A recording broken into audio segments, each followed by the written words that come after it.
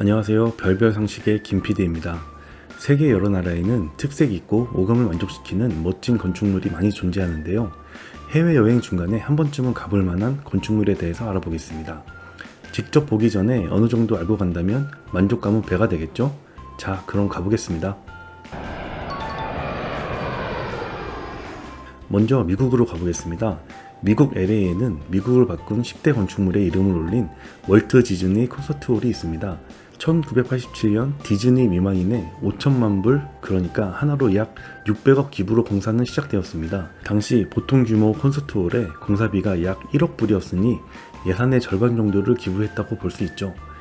LA시에서는 부족한 자금은 기부금과 기타 자금 조달로 충당하여 공사를 마무리하려 했습니다. 하지만 공사 시작 후 지하 주차장의 내진 설계와 지하철 특수 방문 시공에만 1억 불이 넘는 공사비가 지출되었습니다. 거기에 홀 하부를 관통하는 메트로 공사에서 초저음 터널 설계로 인해 예산이 추가되어 공사비 예산이 부족하게 되고 이 공사가 중단되는 사태까지 발생하였습니다. 공사비를 줄이기 위해 돌로 설계된 외벽을 스테인리스 스틸로 변경하였지만 여전히 부족한 작업으로 인해 공사가 재개되지 못했고 1996년 엘라이 브로드라는 사람이 등장하여 자금을 다시 모으기 시작하고 월트 디즈니 회사에서 다시 5천만 불을 추가로 기부하여 3년 후 공사가 다시 착공되어 그로부터 4년 후 2003년에 완공되었습니다.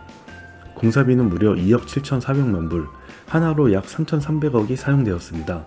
항해를 컨셉트로 지어진 디즈니 콘서트홀은 캐나다 출신의 세계적인 건축가 프랭크 게리의 작품입니다. 게리는 종이를 구겼을 때 나오는 비정형의 형상을 본떠 건축물을 디자인하는 건축가로 디즈니 콘서트홀 역시 같은 방식으로 제멋대로 구겨진 종이의 형태에서 영감을 받아 건물의 외관을 구상하고 공학적으로 구현 설계한 것입니다. 앞서 말했듯 게리는 외관을 석재로 구성하였지만 건축주의 요청으로 스테인리스 스틸을 사용하게 되었고 한 인터뷰에서 게리는 밤이 되면 금속은 어두워지지만 돌은 빛나기 때문에 돌로 만들었다면 밤에 더 아름다웠을 것이라며 아쉬움을 표하기도 했습니다. 또한 스테인리스 스틸 재질과 볼록한 형태 혹은 오목한 형태의 외관으로 인해 빛을 반사시키면서 인근 거주민들의 눈부심 현상과 고운 현상, 그리고 도로 반사광으로 인해 교통사고 위험 등이 발생되었습니다. 이 문제를 해결하기 위해 외관의 표면을 더 거칠게 작업해야만 해서 또다시 공사비가 추가되는 웃지 못할 일이 발생되었습니다.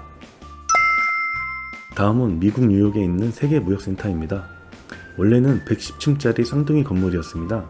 국제무역의 중추적인 역할을 하고 뉴욕의 랜드마크이자 미국 경제를 상징하는 대표적인 건물로 많은 관광객들이 찾아가는 명소이기도 했죠. 그러나 많은 분들이 알고 계신 2001년 9월 11일에 발생한 9.11 테러 사태로 인해 모두 붕괴되었습니다. 이후 현재 프리덤 타워라고 불리기도 하는 제1세계무역센터가 2006년 4월 17일 착공하여 2014년 11월 1일 개장하였습니다. 지하 5층, 지상 94층의 건물로 재탄생하였고 총 높이는 무려 541.3m나 됩니다. 준공과 동시에 윌리스 타워를 꺾고 미국을 넘어 서반구에서 가장 높은 건축물로 등극한 이 건축물의 공사비는 무려 31억 달러, 하나로 약 3조 9천억에 달한 것으로 알려져 있습니다. 원래는 이전 세계무역센터와 같은 트윈타워2로 건설하려 했으나 9.11 테러 희생자 유족들의 반대 등으로 인해 2008년 취소되고 현재 모습으로 건설되었다고 합니다. 대부분 오피스로 이루어져 있지만 전망대, 쇼핑몰, 9.11 메모리얼 파크 등으로 개장되어 있습니다. 이번에는 우루과이로 가보겠습니다.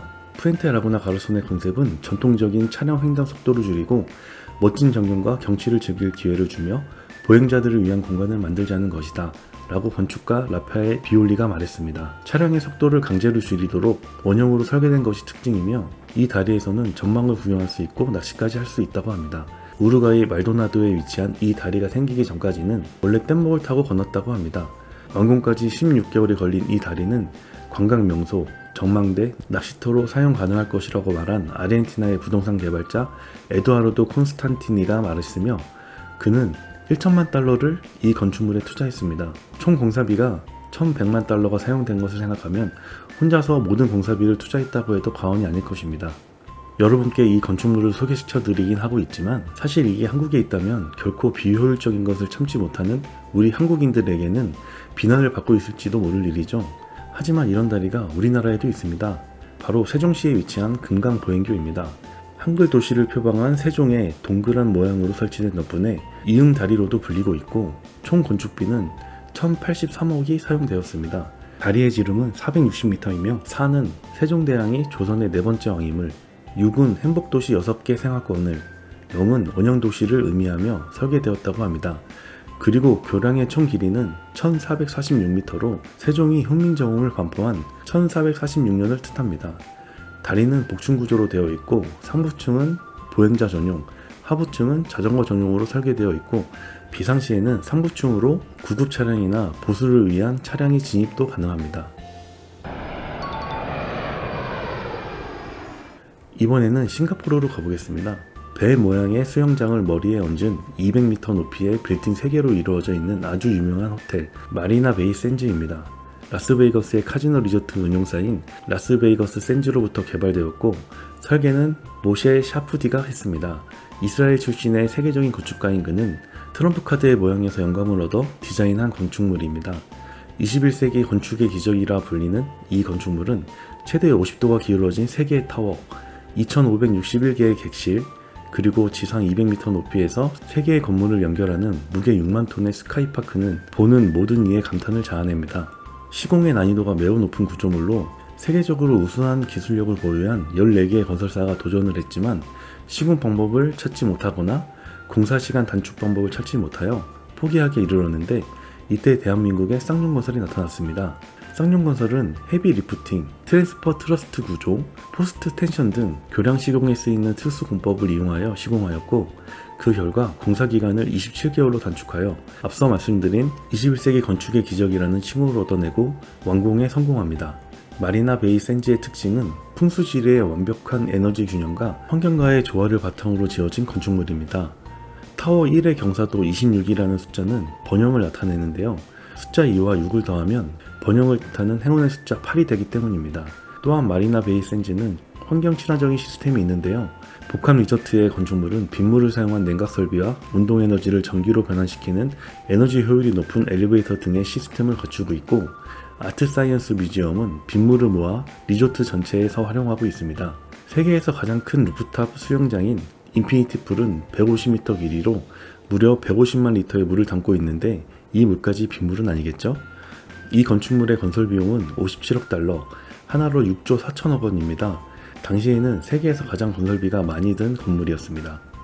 여기까지 세계 여행 시 한 번쯤은 가서 구경해볼 만한 건축물에 대해서 알아봤습니다. 다음 영상에서는 더욱 유익하고 재미있는 내용으로 찾아뵙겠습니다. 끝까지 시청해주셔서 감사합니다.